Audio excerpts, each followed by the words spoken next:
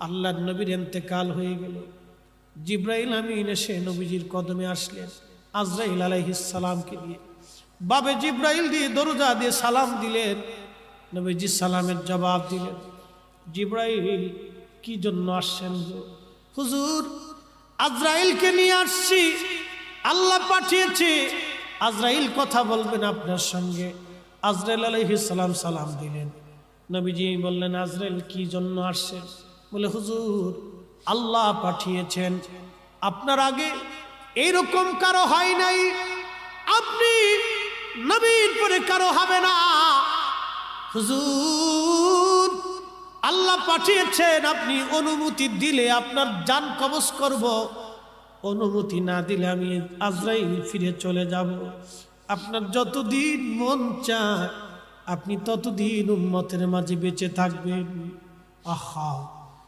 নবীজি বললেন, আজরাইল, আল্লাহর হুকুম কি রকম? বলে, হ্যাঁ, আল্লাহ আমাকে এইভাবে ফরমান দিয়ে পাঠিয়েছেন। জিব্রাইল বলেন, হুজুর, আল্লাহর ফয়সালা এরকম, আপনি চাইলে চলে যাবেন, না চাইলে আপনি দুনিয়াতে থাকবেন উম্মতের মাঝে। তবে হ্যাঁ, মাশুক আল্লাহ আপনার দিদারে আগ্রহী হয়ে আছে গো নবীজি। নবীজি কেঁদে ফেলে দিয়ে বলেন, আজরাইল, দেরি করো না, আমাকে নিয়ে চলো, আমি আর দুনিয়ার মধ্যে থাকতে চাই না, আমার মাশুকের দিদারে আমি নবী চলে যেতে চাই। আল্লাহর নবীর ইন্তেকাল মোবারক হয়ে গেল। সাহাবীরা পাগলের মতো হয়ে গেলেন, নবী নাই, নবী নাই, নবী নাই। সারা মদিনায় কান্নার রোল পড়ে গেল, নবী নাই। হযরত ওমর পাগলের মতো হয়ে গেলেন, কেউ যদি বলো নবী নাই, আমি ওমর তার গর্দান কেটে ফেলে দিব। পাগলের মতো হয়ে গেলেন সাহাবীরা। আবু বকর থেকে থামাইলেন। প্রত্যেকজন সাহাবী নির্বাক হয়ে গেলেন।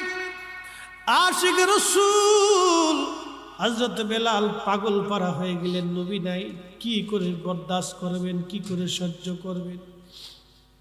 কিছুদিন পরে হযরত বেলাল ছোট্ট একটা গাঠুরি বেঁধে আবু বকরের সামনে দাঁড়ায় গেলেন। আবু বকর রে, বিদায় দেন, আর মদিনাতে থাকবো না। কেন গো? আমি চলে যাব সিরিয়ার দামেস্কে, মদিনায় আমি আর থাকতে পারবো না। কি জন্য রে বেলাল? কিসের অভাব? কেউ কি তোকে গালমন্দ করেছে? না কোনো অভাব তোর আছে বল? পয়সার যদি দরকার হয় বাইতুল মাল থেকে তোর জন্য বেতন ধার্য করে দিব।